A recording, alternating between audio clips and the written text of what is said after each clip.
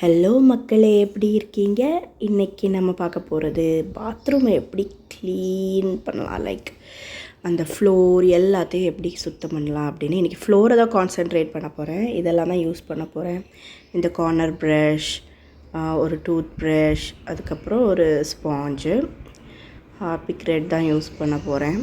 So என்ன பண்ண போகிறோம் இன்றைக்கி, இந்த பக்கெட் கொஞ்ச நாள் ஆயிடுச்சு கழுவி. ஸோ பக்கெட் பார்த்திங்கன்னா தண்ணி பட்டு ஒரு மாதிரி எல்லோயிஷாக ஒரு இது கரைப்படியும் பக்கெட்டும் மக்கும். ஸோ அதை பார்க்க நல்லா இருக்காது. ஸோ அதுவும் அப்பப்போ கழுவணும்ல. ஸோ அதான் முதல்ல வெறும் ஸ்பாஞ்சை வச்சு தேய்ச்சாலே போயிடும். அதை நல்லா கழுவிக்கலாம். ஸோ இன்றைக்கி ஃப்ளோரை மெயினாக எப்படி க்ளீன் பண்ணலான்னு பார்ப்போம். இது நான் 1 வீக் முன்னாடி பண்ணேன். வீக்லி ஒன்ஸ் இந்த மாதிரி பண்ணிடுவேன். மற்ற நேரம் நம்மளுக்கு அவ்வளோவா அழுக்காகாது. ஸோ இந்த பக்கெட்டையும் கழுவியாச்சு. இப்போ நம்ம ஃப்ளோரை கழுவுறோம். இந்த ஃப்ளோரை கழுவுறதுக்கு இந்த ப்ரஷ் வந்து ரொம்ப யூஸ்ஃபுல்லாக இருக்கும். இந்த மாதிரி ப்ரஷ் வச்சுக்கிட்டிங்கன்னா உங்களுக்கு கொஞ்சம் ஈஸியாக இருக்கும். இந்த மாதிரி ஹார்பிக்க விட்டுட்டு ப்ரஷ் வச்சு கார்னர்ஸ், இதில் வந்து இந்த ப்ரஷ் எனக்கு ரொம்ப பிடிச்சிருக்கு. இது வந்து கார்னர்ஸையும் நல்லா க்ளீன் பண்ணிடுது. ஸோ இதை வச்சு நம்ம சிம்பிளாக பண்ணிடலாம். வேலை ஈஸியாக இருக்கும். கார்னர் ஈஸியாக க்ளீன் ஆயிரும். அப்புறம் அதுலேயே எல்லோ கலரில் பார்க்குறீங்களா, அதுலேயே வைப்பரும் இருக்குது. ஸோ வைப்பும் பண்ணிடலாம். ஸோ ஒரு இடம் விடாமல் இந்த இதை பண்ணிடுங்க. வீக்லி ஒன்ஸ் பண்ணால் ரொம்ப கரை சேராது, ஈஸியாகிடும். இந்த 2 டைல்ஸ் ஜாயிண்ட் ஆகிற இடத்துல சில சமயத்தில் இந்த தண்ணி பட்டு ஒரு வழுக்கிற மாதிரி ஒரு இது ஃபார்ம் ஆகும். ஸோ வீக்லி ஒன்ஸ் பண்ணிங்கன்னா அதெல்லாம் வராது. இந்த இடத்துல கொஞ்சம் எக்ஸ்ட்ராவாகவே ப்ரஷ் பண்ண வேண்டியிருக்கும். ஸோ அதை கொஞ்சம் நல்லா ப்ரஷ் பண்ணிடுங்க. அது கொஞ்சம் வழுக்கிற மாதிரி இருக்கும். ஸோ அதை ப்ரஷ் பண்ணிடுங்க. அப்புறம் இந்த ட்ரெயின் ஹோலை வந்து கண்டிப்பாக நம்ம பண்ணணும் க்ளீன்.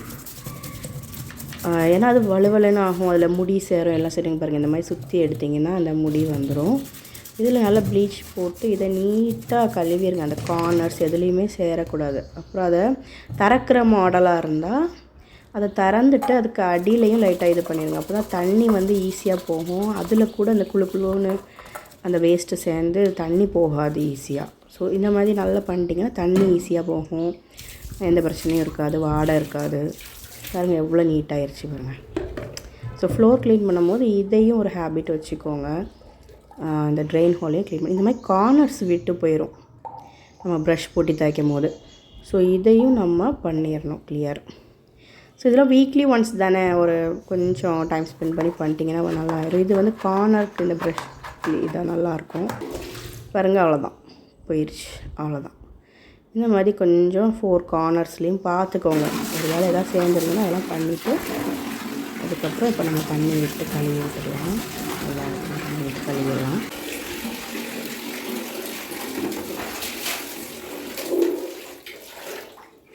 நமக்கு இதில் வைப்பர் இருக்குதுன்னு சொன்னேன்ல, அதை வச்சு நம்ம இழுத்து விட்டுறணும். ஏன்னா அதுக்கப்புறம் நம்ம அப்படியே விட்டோன்னா அந்த உங்களுக்கு ஒரு வேளை ரொம்ப ஹார்ட் வாட்டரெலாம் இருந்தால் அந்த டைல்ஸில் அப்படியே அந்த கரை படிஞ்சிடும். அது காய ட்ராப்பாக இருக்க மாதிரி ஒரு கரை படிஞ்சிடும். ஸோ ஒவ்வொரு தடையுமே நம்ம குளிச்சுட்டு இந்த மாதிரி வைப்பர் வச்சு பண்ணிட்டா நல்லது தான். பட் அதை பண்ண முடியினாலும் பரவாயில்ல. நம்ம வீக்லி க்ளீனிங் பண்ணும்போது இந்த மாதிரி நீட்டாக பண்ணிடுங்க.